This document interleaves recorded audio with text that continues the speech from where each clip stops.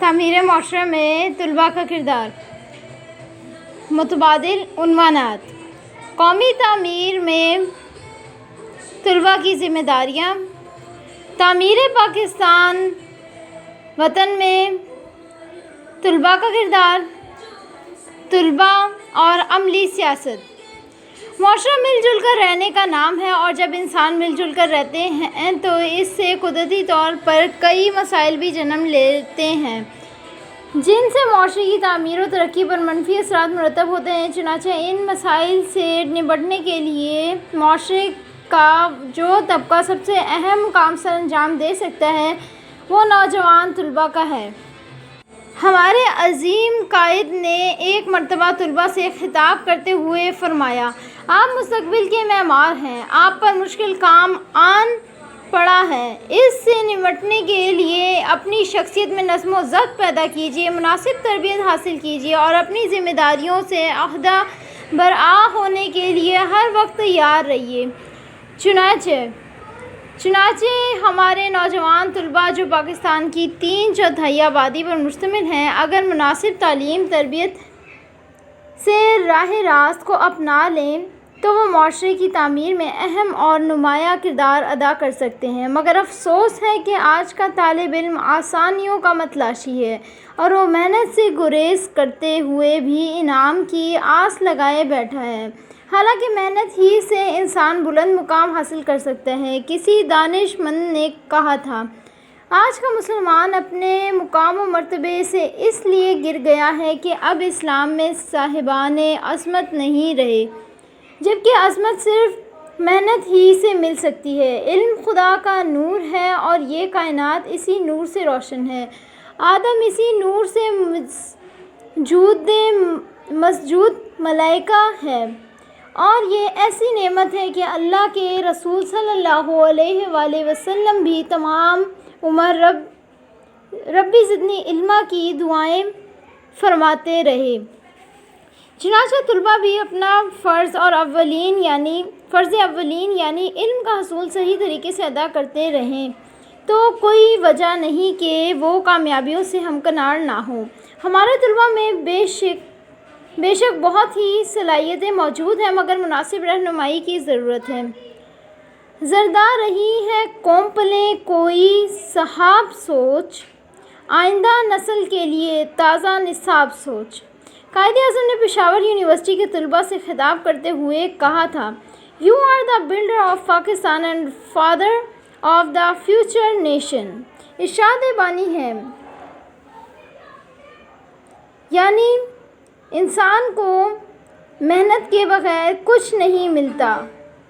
قوموں کا عروج و زوال اسی محنت سے وابستہ ہے، اور نوجوان طلباء کو تو قوم کا زندہ حصہ living part of the nation کہا گیا ہے، کیونکہ وہ بچوں اور بوڑھوں کی نسبت زیادہ باصلاحیت اور قوت مند ہوتے ہیں اور زیادہ محنت اور تندہی سے قومی کام سر انجام دے سکتے ہیں۔ لہٰذا انہیں چاہیے کہ وہ اپنے قائد کے قول کام کو پیش نظر رکھتے ہوئے زیادہ سے زیادہ سماجی بہبود کے کاموں میں حصہ لیں، دوسروں کو تعلیم دیں اور تن آسانی کی بجائے سخت کوشی کو اپنائیں، کیونکہ اسی میں کامیابی کا راز مضمر ہے۔ شباب اپنے لہو کی آگ میں جلنے کا نام، سخت کوشی سے ہے تلخ زندگانی آنگ بھی۔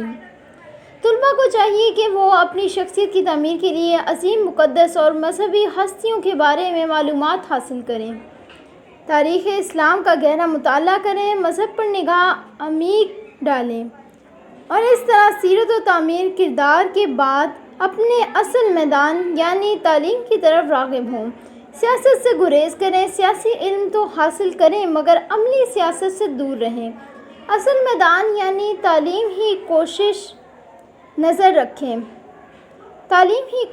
نظر رکھیں، سماجی اور امدادی کاموں میں دوسروں کے ہاتھ بٹائیں اور بالخصوص دوسروں کی تعلیم و تہذیب اور تربیت کے لیے کوشاں رہیں۔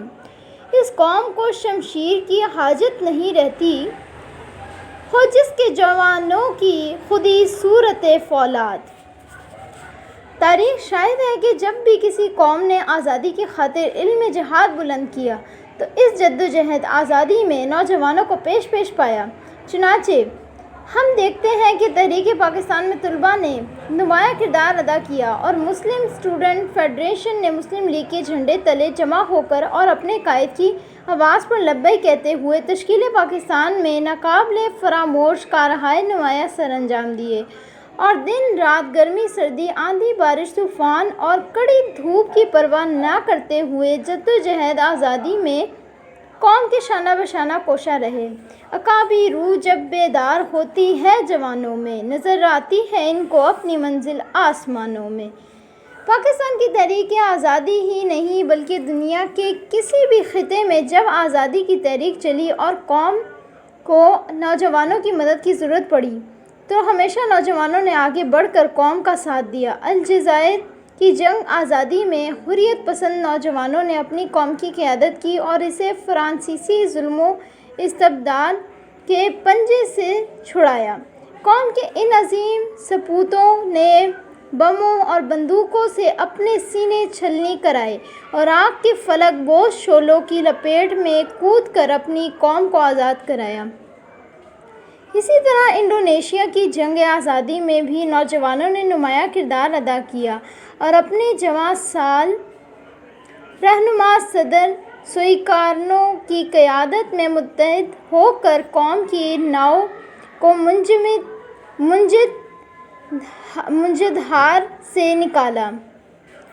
ترکی جسے مرد بیمار کہا جاتا تھا، قلیل عرصے میں ترقی کی جو منازل طے کر پایا، اس کی کامرانیوں کے پیچھے بھی نوجوان طلباء کا اہم ہاتھ ہے۔